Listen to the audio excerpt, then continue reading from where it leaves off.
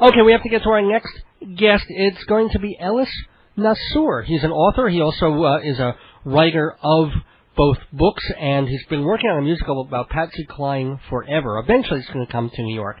But Ellis writes for a bunch of different places, and he's going to be talking about leading actress in a musical and featured actress in a musical. Those two categories on the WGBB Tony show for Mr. Ellis Nassour of BroadwayStars.com. Hello, Ellis. How you doing? Hi, David. Thank you very much for having me join you. A pleasure, a pleasure. Now, the first thing you wanted to tell us about, though, since we're talking about the Tony Awards, is just a little bit about the woman who founded them. Well, it's very difficult to talk about Antoinette briefly, but she was a gorgeous young actress from Denver who came from big money. Her family helped settle Colorado. She came to New York and just snowed everybody, and David Belasco fell in love with her, and he started putting her in all of his plays as an ingenue. Mm-hmm. And after she had achieved some degree of stardom, Antoinette had a horrendous stroke. And as a result of that stroke, part of her face was paralyzed and her speech was slightly slurred. Mm-hmm. And because of her relationship with a press agent turned producer by the name of Brock Pendleton, she decided she wanted to go into producing. There were only one or two women producers at that time in the late 30s, early 40s, and very few women directors. Antoinette did both, and she had a number of big successes. I guess the biggest success of all was the Broadway show Harvey, which of course was sold to the movies, and as a result of that sale to the movies and that being a big hit, Antoinette was able to help form the Stage Door Canteen, the GI, the scholarship bill for the GIs returning from World War II, and co-founded the American Theater Wing, which is now co-presenter of the Tonys. So, at what point were they named after Antoinette Perry? I mean, how did it? Very shortly after her death, there was a meeting of the board of the American Theater Wing, and Brock said he wanted to honor Antoinette in some way, and it was suggested that they have an annual award, and we'll call it Tony. It was very interesting.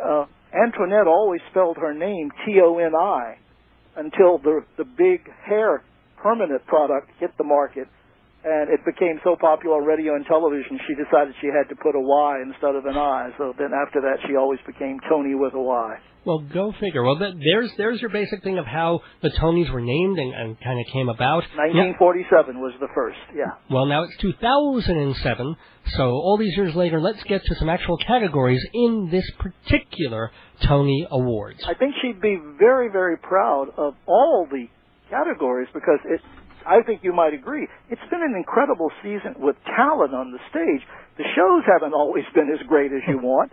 Right. You certainly can't fault the talent. And you want to speak about featured actress in a musical? I do indeed. Okay. Well, let's run down the category first. We have, do you want to read them? It's up to you. I think I'll It's your show. It's my show. Well, it's my show and your show and everybody who loves theater's show. We'll take turns. Okay, Charlotte D'Amboise, A Chorus Line. Rebecca Luca, Mary Poppins. Orphée, Legally Blonde, the musical. The musical. Mary Louise Wilson, Grey Gardens. And Karen Ziemba, Curtains. Ellis, what are your thoughts? Well, Charlotte is admired and has a great work ethic.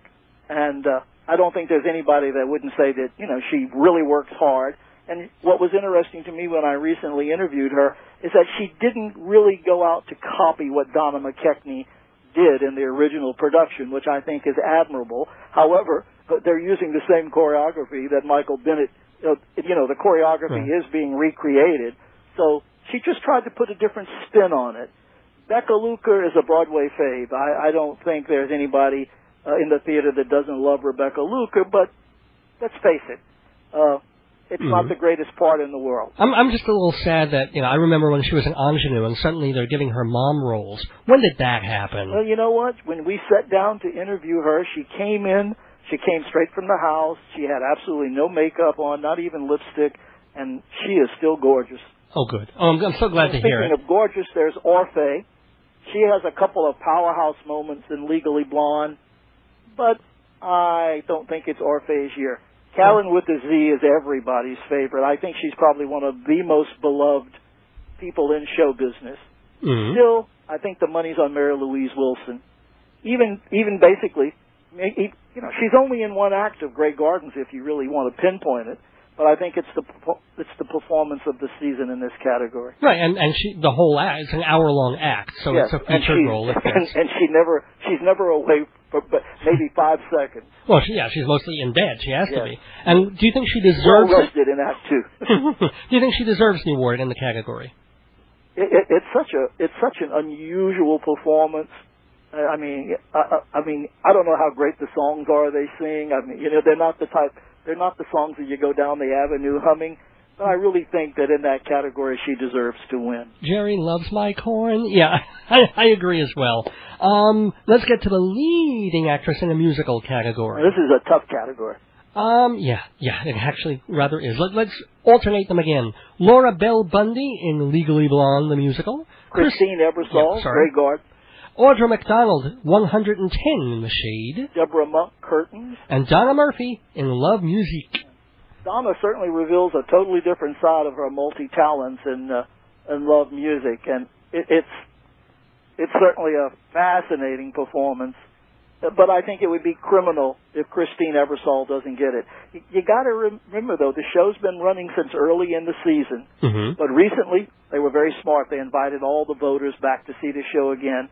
I happened to be also invited back again, as I think you were. And I think the performance has actually gotten stronger.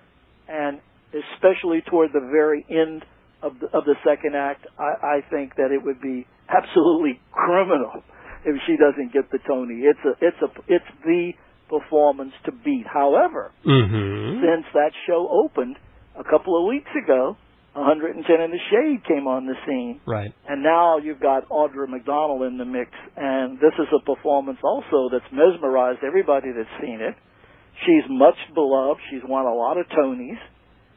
It's going to be between the two gals, but I have a feeling that Christine's going to win, but I wouldn't go to Vegas and bet on it. I think that Audra could slip right into that category. How do you feel about that? It's funny, when the musical first opened, people were literally saying they shouldn't even bother having any other people in the category. Exactly. Lock, stock, and barrel, it's Christine Ebersole's show. In the bag. And it's funny, when I saw the show off-Broadway 2 years ago, or whenever it was, I thought she was good. I thought Mary Louise Wilson was just as good. And I thought, okay, it's a really fine performance. I don't know why everybody's screaming and raving. And then I finally saw the documentary Grey Gardens, because I had never seen it before. And I realized, oh my gosh, she really is doing this woman amazingly well. That she's playing, the Beale.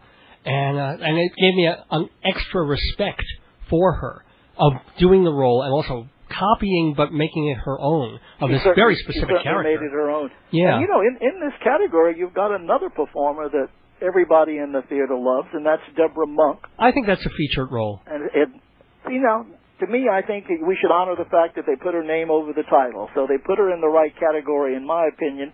But to a lot of people, she is featured, and of course she did win the Featured Drama Desk Award. Yeah. And if she had been in the actress category, that wouldn't have happened. A lot of people are saying that Deborah Monk should have been in the featured category. I don't agree. I think that if you're given star billing, you should be in the star category. And wouldn't it be funny if all these votes are split and Deborah walks off with the award? I don't think will happen. I don't think it's the greatest performance. I think her character is just basically crude and not that funny. And David, you gotta think about something in this category. You know that the producers and the theater owners out in America, they control who really wins the Tonys. Yeah. And there's only one show in this, there are two shows in this category that they definitely think that could play every city in America, and that's Legally Blonde and Curtains.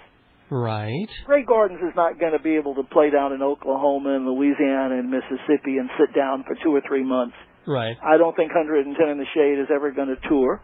Well, that's a show that could go. Probably will never get out of New York City. Well, 110 actually is a musical that technically should be able to tour everywhere. Yeah, but it's been almost every respectable theater has already done it. Yeah.